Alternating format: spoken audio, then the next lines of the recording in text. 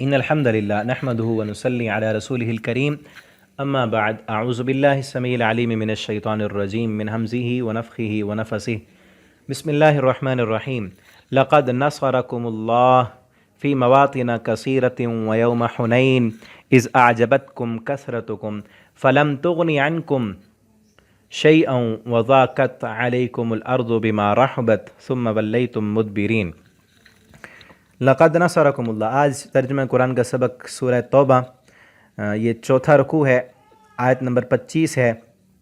اللہ فرماتے ہیں لقد نصرکم اللہ، البتہ تحقیق مدد کی تمہاری اللہ نے، فی مواطن کثیرہ، بہت زیادہ جگہوں پر، ویوم حنین، اور خاص طور پر حنین کے دن، یوم حنین، حنین کے دن۔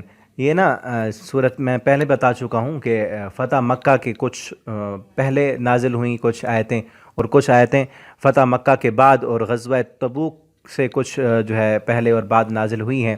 یہ آیت جو ہے فتح مکہ ہوا تھا، اور فتح مکہ کے بعد تقریباً 18 یا 19 دن بعد جو ہے حج بھی شوال کے مہینے میں جو ہے غزوہ حنین ہوا تھا، مکہ فتح ہو گیا۔ اور تھوڑا سا میں آپ کو تفصیل بتا دوں، اگر آپ نے الرحیق المختوم پڑھ رہے ہیں جو ساتھی، ان کو اچھی طرح سمجھ آئے گی بات۔ جو نہیں پڑھی تو میں پھر سے کہوں گا کہ آپ اس کتاب کا بھی مطالعہ کریں۔ آپ کے پاس نہیں ہے تو آپ PDF مجھ سے منگوا سکتے ہیں، نیچے جو نمبر لکھا ہے ویڈیو کے نیچے کمنٹ کر دیں تو انشاءاللہ میں بھیج دوں گا۔ تو جو ہے یہ فتح مکہ ہوا 9 ہجری میں، اور پہلے سے تمہید بندھی ہوئی تھی۔ غزوہ احد ہوا، پہلے بدر ہوا، پھر احد ہوا، پھر احزاب ہوا، غزوہ خیبر ہوا۔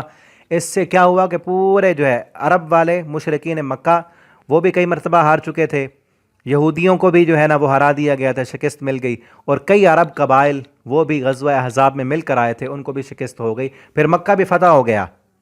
جب مکہ فتح ہوا نا تو قریب حوازن کے کچھ قبائل تھے، بڑے لڑاکے، بڑے جنگجو، تیر انداز، وہ اپنے آپ کو بڑا تیر اندازی کا ماہر سمجھتے تھے۔ ان کو اب خطرہ ہوا۔ وہ پہلے تو سمجھ رہے تھے ہم بڑے لڑاکے، ہم سے پالا جب ان کا پڑا تو پتہ چل جائے گا۔ تو جب مکہ فتح ہو گیا تو ان کو خطرہ لاحق ہوا کہ یہ قوت جو ہے ہمیں نہ ختم کر دے۔ انہوں نے بھی تیاری کی، بڑی بھرپور تیاری کی، تیر انداز تھے ان کے۔ آپ صلی اللہ علیہ وسلم کو پتہ چلا، آپ نے کہا ہم چلتے ہیں وہاں۔ ابھی یہ مکہ فتح ہوا ہے تازہ تازہ، اور کئی لوگ مسلمان بھی تھے۔ 10,000 کا لشکر مکہ فتح کرنے کے لیے آیا تھا، اور کئی وہاں پر بھی مسلمان ہو گئے۔ پھر تو اتنا بڑی تعداد تھی مسلمانوں کی۔ پھر کیا ہوا، آپ صلی اللہ علیہ وسلم ان سب کو لے کر جو ہے نکلے۔ جب گئے تو آپ صلی اللہ علیہ وسلم کے پاس 12,000 کا لشکر تھا، اور ان قبیلوں سے جنگ کے لیے حنین تشریف لے گئے۔ تو پھر ان لوگوں نے بھرپور تیاری کر رکھی تھی، اور مختلف ان کی جو ہے کمان گاہیں تھیں، وہاں پر تیر انداز انہوں نے چھپائے ہوئے تھے۔ اور مسلمانوں میں جو ہے عجب قسم کا جو ہے وہ عجبت پیدا ہو گئی کہ ہم تو کثیر تعداد میں ہیں، 12,000 کا لشکر ہے ہمارے پاس، ہم تو جب 313 تھے اس وقت ہم نے جو ہے نا 1,000 کو شکست دے دی تھی، آج تو 12,000 ہیں ہم، آج ہمیں کون ہرا سکتا ہے؟ تو اللہ رب العالمین نے بھی دکھانا تھا، مسلمانوں کو سمجھانا تھا، بتانا تھا، ان کے ایمان کو مضبوط کرنا تھا کہ فتح جو ہے وہ اللہ کی طرف سے ہے۔ اسباب پر بھروسہ، پہلے بھی میں کئی چیزیں بیان کر چکا ہوں کہ اسباب پر بھروسہ نہیں، مسبب الاسباب پر۔ جب 313 تھے تو پورا اعتماد، بھروسہ، ایمان اللہ کی ذات پر تھا، لیکن جب یہاں 12,000 ہو گئے، زیادہ تعداد ہو گئی، تو اپنی تعداد پر جب تھوڑا سا مسلمانوں کو ہوا نا تو اللہ تعالیٰ نے دکھا دیا۔ پھر کیا ہوا، انہوں نے جب تیر برسائے ایک دم سے تو مسلمانوں جو ہے کے قدم جو ہے وہ اکھڑ گئے اور پیچھے کی طرف بھاگنے لگے۔ اور نبی کریم صلی اللہ علیہ وسلم اس وقت یہ پڑھ رہے تھے، انا النبی لا کذب انا ابن عبد المطلب۔ ایک صحابی کہتے ہیں میں نے دیکھا نبی صلی اللہ علیہ وسلم کو، آپ اپنے گھوڑے پر سوار آگے بھاگ رہے تھے، آگے جا رہے تھے دشمن میں، آپ صلی اللہ علیہ وسلم نے پیٹھ نہیں دکھائی۔ جب لوگوں نے یہ دیکھا نبی صلی اللہ علیہ وسلم آگے جا رہے ہیں، اور پھر ان کے جو ہے دوبارہ سے حوصلے بلند ہوئے، اور پھر سے وہ بھاگے، آگے کی طرف آئے دشمن کو مارنے کے لیے۔ پھر اللہ رب العالمین نے مدد کی اور فتح ملی، یعنی ایک دفعہ قدم اکھڑ گئے۔ یہ کیوں تھا؟ اللہ فرماتے ہیں فَلَمْ تُغْنِ عَنْكُمْ فِئَتُكُمْ شَيْئًا، جب تمہیں تمہاری کثرت نے تعجب میں ڈال دیا، تم نے کہا آج بہت زیادہ ہیں، ہمیں کون ہرا سکتا ہے، تو پھر تعداد نے فائدہ کچھ بھی نہیں دیا۔ لَمْ تُغْنِ عَنْكُمْ شَيْئًا، نہیں فائدہ دیا تمہیں کچھ بھی۔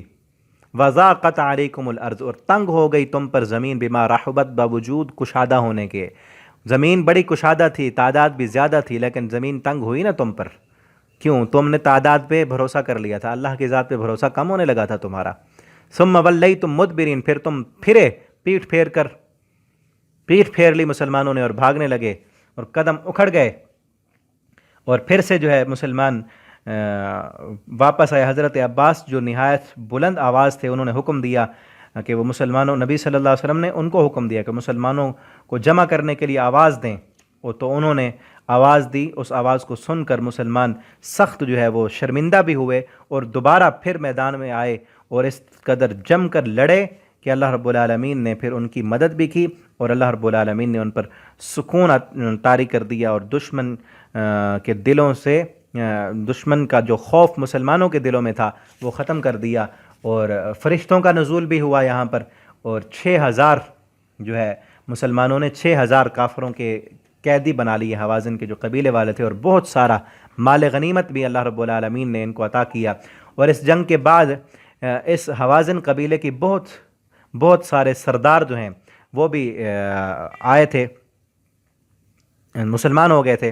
اور یہاں پر 3 آیتیں، ایک یہ آیت، 2 آیتیں آگے اللہ رب العالمین نے ان میں ان کا ذکر کیا ہے۔ ثم انزل اللہ سکینہ، پھر اللہ نے سکون نازل کیا وہاں پر۔ اللہ نے ایک دفعہ تو قدم اکھڑ گئے، پھر اللہ رب العالمین نے ان پر سکینت طاری کر دی، علی رسول ہی، اپنے رسول صلی اللہ علیہ وسلم پر، وعلی المؤمنین، اور مومنین پر، وانزل، اور اس نے نازل کیے، جنودن، ایسے لشکر، لم تروہا، کہ جنہیں تم نہیں دیکھ رہے تھے۔ اللہ نے پھر اپنی طرف سے فرشتے نازل فرمائے، وعذب الذین کفروا، اور عذاب دیا اللہ نے ان لوگوں کو جنہوں نے کفر کیا، وذالک جزاء الکافرین، اور یہی بدلہ ہے کافروں کا۔ ثم یتوب اللہ، پھر توبہ قبول کی اللہ رب العالمین نے، من بعد ذالک، اس کے بعد، یعنی یہ جو غلطی ہوئی تھی تمہاری، اس وقت بھاگنا نہیں چاہیے تھا پیٹ پھیر کر میدان جنگ میں، تم بھاگے، پیچھے ہٹے، تو اس تمہاری غلطی کو اللہ رب العالمین نے معاف کر دیا، توبہ قبول کر لی، علی من یشاء، جس پر اس نے چاہا، واللہ غفور الرحیم، اور اللہ رب العالمین معاف کرنے والے اور رحم کرنے والے ہیں۔ یعنی اللہ تعالیٰ جس بندے کو چاہیں، جو بھی اللہ کی طرف رجوع کرنے والا، معافی مانگنے والا، اللہ تعالیٰ اس کو ضرور معاف کر دیتے ہیں۔ انشاءاللہ آگے ہم اگلے سبق میں پڑھیں گے۔ اللہ تعالیٰ ہمیں قرآن پڑھنے، سمجھنے، اس کے مطابق زندگی بسر کرنے کی توفیق عطا فرمائے۔ آج کے سبق سے یہ درس ملتا ہے کہ کبھی بھی اپنے مال پر بھروسہ نہیں ہونا چاہیے، اپنی تعداد پر بھروسہ نہیں، بھروسہ اللہ کی ذات پر ہونا چاہیے۔ ایمان والے مسلمانوں کا تھوڑا سا بھروسہ ہٹا تو اللہ رب العالمین نے نصیحت کرانے کے لیے ان کو سبق سکھا دیا، بتا دیا۔ آج ہمیں بھی چاہیے کہ ہم اپنے مال پر، اپنے پیسوں پر، اپنے تعلقات پر، عہدوں پر، تعداد پر، ان پر بھروسہ نہ کریں، اللہ کی ذات پر توکل، ایمان اور بھروسہ ہونا چاہیے۔ اللہ تعالی ہمیں عمل کرنے کی توفیق دیں، اسباق کو زیادہ سے زیادہ دوستوں تک پہنچایا کریں تاکہ آپ کے لیے صدقہ جاریہ بنے۔ والسلام علیکم ورحمۃ اللہ وبرکاتہ۔